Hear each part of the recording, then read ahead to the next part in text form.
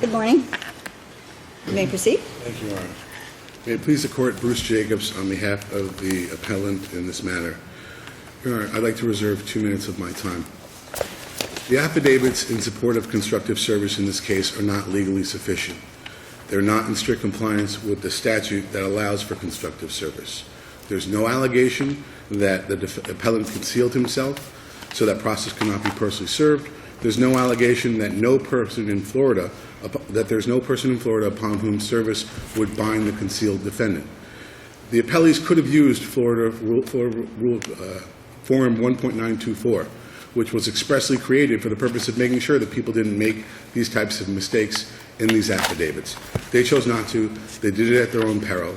They did not comply with Florida Statute 49.0413C, which says you have to allege both of those things in your affidavits, and it's their burden of proof to show strict compliance.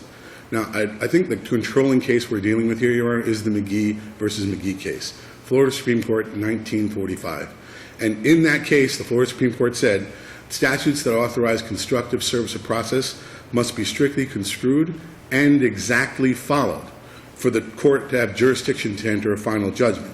What do we make of the affidavit of the process server that he tried 10 times to serve your client? Yeah, that is an issue that would only be addressed if that affidavit itself was legally sufficient. Okay, but you're on a 1.540 motion, and we don't see a contrary affidavit that says that your client didn't live at the address that the process server was trying to serve him at. You know, what we filed was a motion to quash service and to vacate the judgment because That's right. there was... And you know there's an affidavit that says we tried on 10 times to serve him at this address, his residence, and we don't have anything that says he wasn't residing there. You're right. But if we're going to get past the question of legal sufficiency, to look at the actual affidavit, what it says is that the process server made one phone call, left 8 calling cards, and confirmed with the doorman that the person lived there. If you look at the court's decision in First View Home... He actually left a voicemail on the phone. That's right. He left a voicemail, he left 8 calling cards, and he left and he confirmed that the person lived there with the doorman. That, Your Honor, is not, I believe, what Florida law considers an adequate search. If you look at the case of First Homeview versus Gugino, which was a 3rd DCA case from 2009, it lays out what they did in that case. The process server went out to try to find the person, couldn't, so then the lender hired an investigator. The investigator went out and conducted a whole investigation. They determined, they checked the credit, they checked with the neighbors, they talked to people, they served at other locations. The Lucky case, which we cite, Your Honor, was a situation where there was all kinds of efforts and surveillance and things that were done that they could say, we really can't personally serve this defendant. You don't have that in this case. What you have is an affidavit that says, we went over a course of a couple of weeks, left a bunch of calling cards in the common area of the association, and we didn't serve them. And if, Your Honor, and I would point, Your Honor, that isn't really to be taken as true. I think the court needed to, below, conduct an evidentiary hearing. And the court below almost concedes error in their order granting stay. One, granting stay. We didn't request an evidentiary hearing, correct? No, I absolutely requested an evidentiary hearing. And we don't have a transcript. We have transcripts of that. I supplemented the record. But in your motion, you didn't request it. At what point did you request it? At the first argument on the motion, I said, Your Honor, if you're going to get past the legal sufficiency issue, I need an evidentiary hearing. At the motion for stay pending appeal, again, I said, Your Honor, we should have had an evidentiary hearing in this. That's the problem. And the court even acknowledged that I've been asking for that all along. Like, I supplemented the record with 2 transcripts that both clearly reflect that. I don't know why that argument was presented or not withdrawn. But the facts are clear that we did ask, and I'll point to, Your Honor, that... It wasn't in the motion, but at the hearing you requested at both opportunities to speak to the judge below, I made that recommendation. And I'll also note that the Gugino case doesn't say that the law is you have to first determine legal sufficiency and then determine whether there was an adequate search, provided that you ask for an evidentiary hearing. The law in Gugino says you get an evidentiary hearing to determine if there's an adequate search. At the time that you requested the hearing, was it at your motion for stay? It wasn't at a motion regarding regarding your motion to set aside the service. My correct? original hearing on my motion to quash service, I said, Your Honor, the affidavits are legally insufficient. They don't allege what the statute says you're supposed to allege.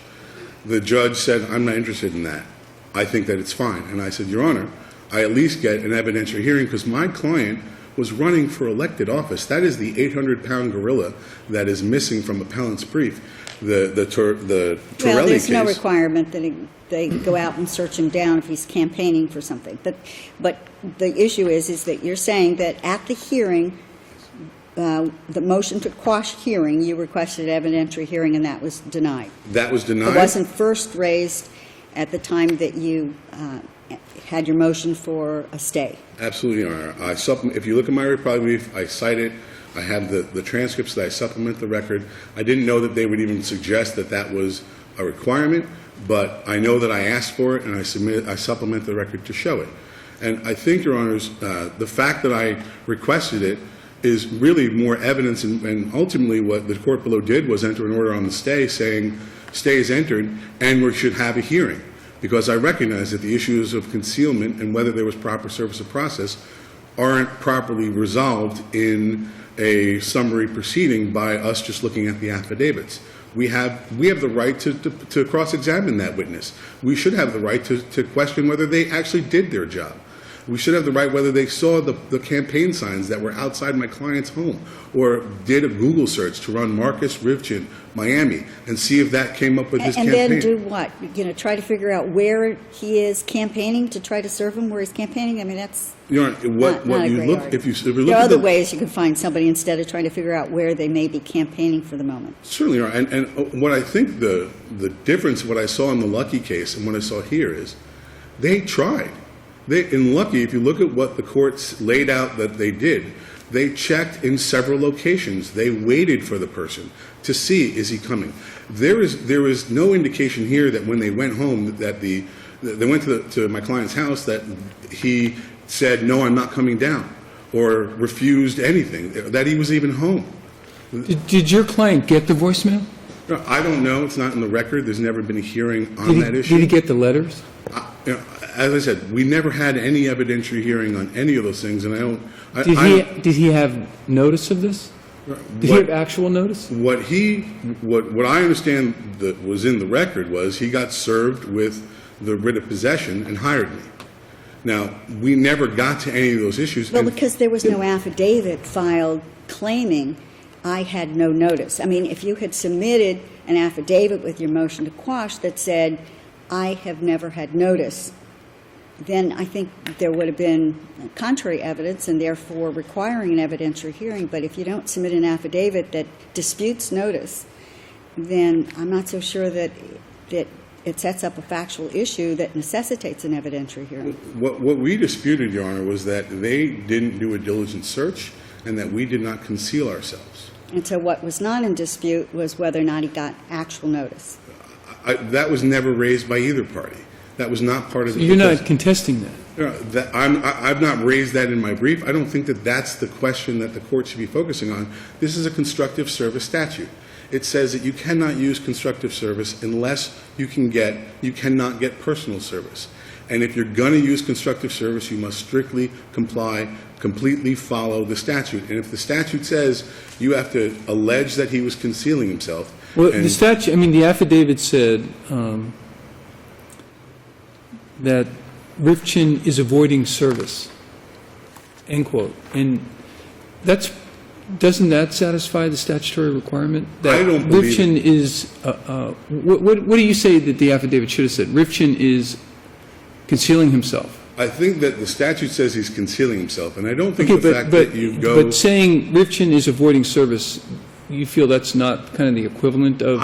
Even if you concealing wanted to himself? say it's close enough, which I don't think strict compliance would allow, you still Is have. it close enough? I don't believe so. I think that if you say you're avoiding simply because we went to the house 8 times and left calling cards without confirming you were I think home. it was 10 times over a period of 13 days But- at different times a day. I mean, it seems like they were diligently trying to make a connection with.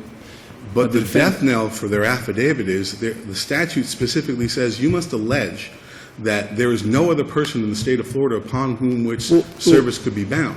Was there another person that service could have been made on? That is not for me to say, or that is for them to allege by the statute. If they use the form, I wouldn't be able to make that argument because it would be there right in their affidavit that they make that specific allegation. That's what this court said in Taylor versus Johnson back in 1978, or Taylor versus Lopez, that it was their burden of proof to show that they strictly complied. And in that case, they were missing allegations that were required by the statute. So I look I understand the courts, maybe they're close enough saying avoiding versus concealing. But when you leave out the allegation that there is no one else in the state that could bind the See, I think, defendant. counsel, if you'd submitted an affidavit saying, I have all these other family members who are able to get service, or I have named someone in the public records who would accept service from me, and then therefore you were prejudiced by their failure to allege that, Well, I think you would have a much more persuasive case. But your argument seems to be highly technical. Of course it's a technical argument. My argument is that they didn't strictly comply with the statute, and it's their burden of proof, Your Honor. It's not my burden to disprove that my client, that there was someone there who could have served or not served. Well, maybe it was your burden to prove, after they've put in an affidavit saying that your client was avoiding service and suggesting facts that might be true. We don't know if it's true. Maybe it was your burden to put that in dispute by submitting an affidavit saying, actually, I'm not avoiding service. I don't have actual notice. I didn't receive the voicemail. Didn't receive the mails. I wasn't home at the 10 times when they tried to serve me. Respectfully, Your Honor, I think that the law that sets out in McGee says if you don't put it in your affidavit, you didn't strictly comply with the statute. And there were different things in McGee. There was that they were supposed to, that they were supposed to allege that there was a diligent search and inquiry made to discover the residence of the defendant. The Supreme Court said that's not there. That's a problem. Then it went on to say there's no allegation that the residence, as opposed to the address. That's how specific the Florida Supreme Court got about what the trial court should have been looking for in the affidavit. If it doesn't say residence, it just says what the address is, that's not strict compliance.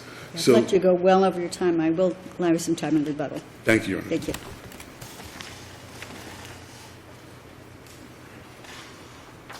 May it please the Court. My name is Richard Swank of the firm of Baker Donaldson, and I'm appearing on behalf of the Appellee Ocwen Loan Servicing. I apologize, I have a little bit of a cold, so I've got a cough drop. If you can't understand me, I'll be willing to repeat.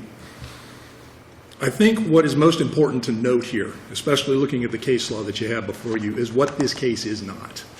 This case was not a rush to judgment after one or two service attempts or an attempt to serve a brother-in-law, or showing up at one address when you had another address, or an attorney filing an affidavit of service when he didn't personally serve. All of those things are in the case law that the appellant cites in this case.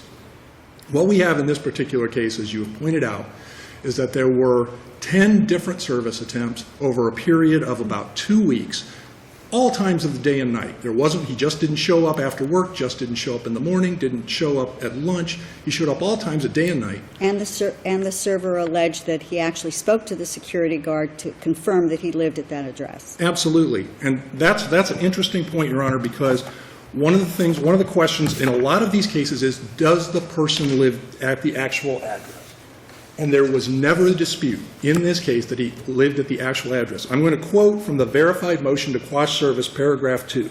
At all relevant times, Mr. Rivchin has resided at the subject property located at 393 Point Siena, Allen Drive, Sunny Isles, Florida, 33160. So there was never a dispute. He affirmatively stated in a verified motion that he lived at that address. Counsel, let me say my one concern, and that is your attempts to contact the defendant occurred roughly over a 2-week period. What if he had been out of the country on vacation for 3 weeks? Then I think it would have been, well, and it's interesting you notice that, you mentioned that, Your Honor, because the service attempts ended on August 10th, okay? Then the motion for default was filed on November 19th. The default wasn't entered until May of the next year, and then the sale didn't occur until June after that. So, And were all those things mailed? to the Yes, address? yes, Your Honor. There's no indication in the record that they were ever returned. They were all mailed to this address that Mr. Rivchin gave as his address and were never returned. I believe it's let me see, which case is it? It is the Shepherd case, in which there were attempts made to serve on two British citizens, one of a wife and a husband. They ultimately quashed service on the wife because they couldn't establish that service had been made on her, but they did allow service to stand on the husband, in part because they had notice through other means other than the actual service that this case was going on. I would also point out that attached to the verified motion to quash service of process was a check that the defendant sent to the loan servicer in an attempt to make up his default in his mortgage. So that also showed awareness. But That also shows what? What does that show? it shows that he was aware he was on default in his mortgage. It may not show that he was aware of the actual foreclosure going on, but it certainly shows that he was aware of the default in the mortgage. I want to get to the point of the evidentiary hearing. It is true that after the two transcripts were filed, that Mr. Jacobs did ask for an evidentiary hearing at both of those hearings. When we first pointed it out in our brief, those transcripts were not part of the record. The record was supplemented, although I don't believe the rules were actually followed. I hate to rely on that kind of thing, so we didn't file a motion to strike because I don't think it's really relevant. Because I think the situation here is that there was no material conflict between the affidavit and the verified motion. He admitted he was there. He never said I didn't get any of these things. He never said I went out of the country for a period of time. He never said there was also an affidavit of non-service on the unknown spouse of Marcus Rivchin. I don't know whether he was married Essentially, or not. what he was saying is you didn't do enough to try to serve me, and you didn't strictly comply with the statute by having specific language in the affidavit. Correct. But he never contradicted any of the material factual allegations that the process server made, that I was there all of those times, that I left multiple notes, that the notes were taken away, that I talked to your security guard. And then we go back to the Lucky case and the Delancey case. The Delancey case especially, which says that the question is not whether it is possible to serve the person, but whether a diligent attempt was made. And in this particular case, like I said, this one goes far beyond almost all of the cases that were cited by the appellant in this case, with respect to the number of efforts that were made and the diligence that was made. I think, as you've pointed out, I think, we're almost back to form pleading if we require that exact words be used. The form that was referenced in this particular case, the Supreme Court form, this affidavit is far more detailed than that form is. If he just checked off a couple of boxes on a form, I think we would have even worse problems than we do now. But in this particular case, we have all of these detailed efforts to serve. And I think it was very clear from the affidavit that Mr. Rivchin was using the high security aspects of his condominium to avoid service for whatever reason, and then simply decided, after the fact, after things had gotten down the road, that it was time to grasp the nettle and get back and get into the courtroom. So if you don't have any further questions, Your Honor, I'll rely on my brief for the rest of my arguments. Thank you. I'll give you 1 minute in rebuttal. Thank you. Your Honor, the Delancey case, there were 22 attempts at service over a 3-month period. I think what Your Honor, Judge Loeb, pointed out, if my client was out of town for 2 weeks, that's not enough. It doesn't mean that you have exhausted the efforts to make personal service and now you don't have, it makes constructive service necessary. If you look at, Your Honor, at the Lucky case, the appellant was attempted once at his house, 5 unanswered telephone calls, service attempted by visits to 4 establishments they believe he frequented, 5 attempts to contact them through observations carried out at his place of residence. That's a diligent search, Your Honor. I submit that is far above what I disagree with counsel's assertion that his affidavit shows more than what these courts have looked at by the 3rd DCA in previous questions on this point. If the affidavits don't strictly comply, it's their burden, it's their choice. They chose to leave that language out. I don't think it's proper to allow us to even get to the second question under Gugino. But under Gugino, there's not an adequate search, particularly when you look at the Torelli case, which says that if there is an obvious lead that's not being followed up on, my client paid a $17,000 reinstatement check while this was all going on, and they cashed it. My client was clearly running for an elected office. If they had done a Google search, they could have found that out. That's the type of diligence that's required before you can resort to publication. And I think the court below recognized that they made the wrong decision. I think this court should reverse and remand with instructions to find that the affidavit was legally insufficient and/or to conduct an evidentiary hearing. Thank you. Thank you very much. We'll be